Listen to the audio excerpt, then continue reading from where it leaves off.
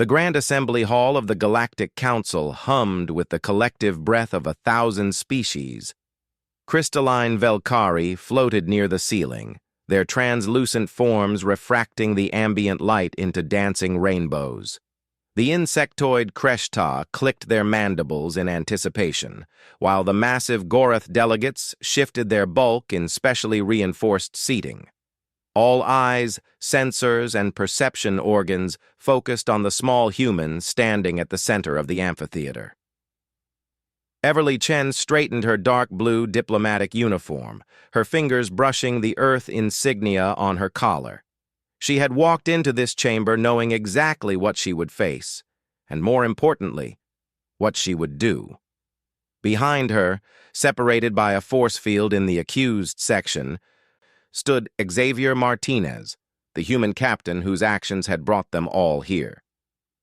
Ambassador Chen, the council arbiter, a towering Velkari named Shimmerlight, began in the universal translation frequency. "We have reviewed the evidence. Captain Martinez destroyed the Kreshta mining facility on Kepler 442b, killing 300 workers. The Kreshta demand reparations and Captain Martinez's immediate execution. We are prepared to begin negotiations for a settlement that will preserve peace." Everly glanced back at Xavier. His jaw was set, his dark eyes defiant even in chains. She'd read his report 17 times. She'd seen the classified footage he'd transmitted. She knew the truth that the council chose to ignore. "No," Everly said simply. The chamber erupted. The clicking of the Kreshta intensified to a deafening roar. The Gorath delegates stamped their feet, shaking the floor. Shimmerlight's form flickered with what could only be described as shock. "Ambassador Chen," Shimmerlight's voice cut through the chaos. "Perhaps you misunderstood. We are offering humanity a chance to avoid war with the Kreshta Collective. All we ask is that you negotiate in good faith." "I understood perfectly," Everly replied, her voice amplified across the hall. "And my answer is no, we will not negotiate, we will not pay reparations, and we will absolutely not hand over Captain Martinez." The Kreshta Prime Delegate, Tak Shriek, scuttled forward on his 6 legs, his compound eyes gleaming with rage. "Unacceptable! Your primitive species has been in this council for barely 50 cycles. You dare defy the will of civilizations that have existed for millennia?"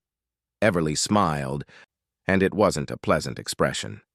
"Yes, that's exactly what I'm doing." She activated her wrist display, and a hologram materialized above the chamber floor. It showed the Kepler 442b mining facility from orbit, then zoomed in. The council members leaned forward, their various forms of attention sharpening. "The Kreshta reported this as a mining facility," Everly continued. "They claimed they were extracting rare minerals. Captain Martinez was conducting a routine patrol when his sensors detected something unusual." The hologram shifted, showing thermal signatures, energy readings, and finally, grainy footage from Xavier's ship. The mining facility's lower levels came into view, and a collective gasp echoed through the chamber. Cages, hundreds of them. Inside, beings from a dozen different species, including 3 missing Velkari scholars, 2 Gorath children, and worst of all, members of the Kashari, a pre-spaceflight species from a protected world. The Kreshta weren't mining minerals. Everly's voice cut through the silence like a blade. They were running a slavery operation. Captain Martinez didn't destroy a mining facility. He liberated a concentration camp. Tak Shriek's mandibles clicked frantically. "Lies! Fabrications! This human murdered our workers!" "Your workers," Everly shot back, "were slavers, torturers, and according to our forensic analysis, murderers who had already killed 47 captives. Captain Martinez evacuated every single prisoner before destroying the facility. The only casualties were those who chose to fight rather than surrender." She turned slowly, addressing the entire council. "Here's what shocks me. Not that the Kreshta ran this operation, but that you all were willing to negotiate around it. How many of you knew? How many suspected? And how many of you were simply willing to sacrifice justice for convenience? Shimmerlight's form dimmed. Ambassador Chen, you must understand. The Council operates on consensus, on compromise. On cowardice, Everly interrupted.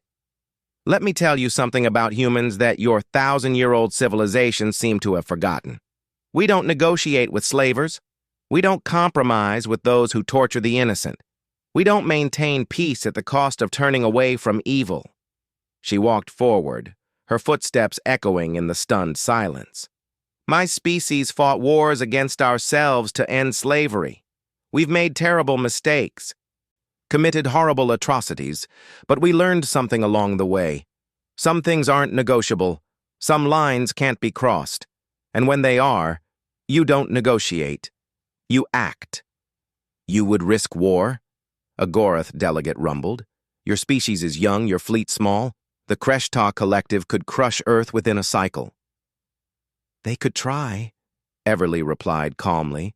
But let me be very clear about something else humanity learned through our bloody history. We're really good at war. We've had practice, lots of it, against ourselves, which means we've fought opponents with our own creativity, our own ruthlessness, our own unwillingness to surrender. She turned back to Takshrik. So here's my counteroffer. The Kreshta Collective will open all their mining facilities to immediate council inspection. Any operations found to be conducting slavery will be shut down. The collective will pay reparations to every victim and their families, and Takshrik here will stand trial for crimes against sapient life. And if we refuse? Takshrik hissed. Everly's smile turned cold. Then you'll learn another thing humanity is good at, making our enemies regret their choices. Shimmerlight floated forward. Ambassador Chen, please. The Council cannot condone threats of violence.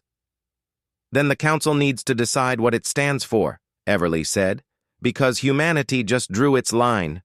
We'll stand with anyone who opposes slavery and tyranny, but we won't hide behind negotiation and compromise when evil is staring us in the face. She gestured to Xavier. Release Captain Martinez.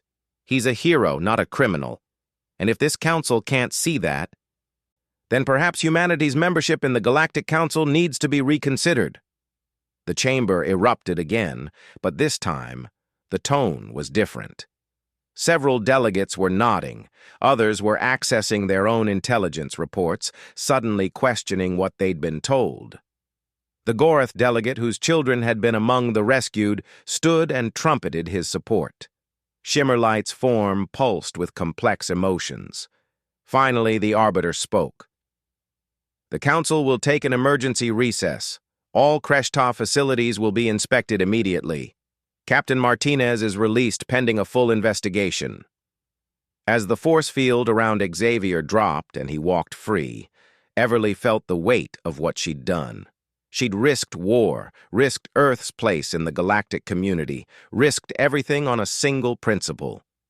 Xavier reached her side, rubbing his wrists.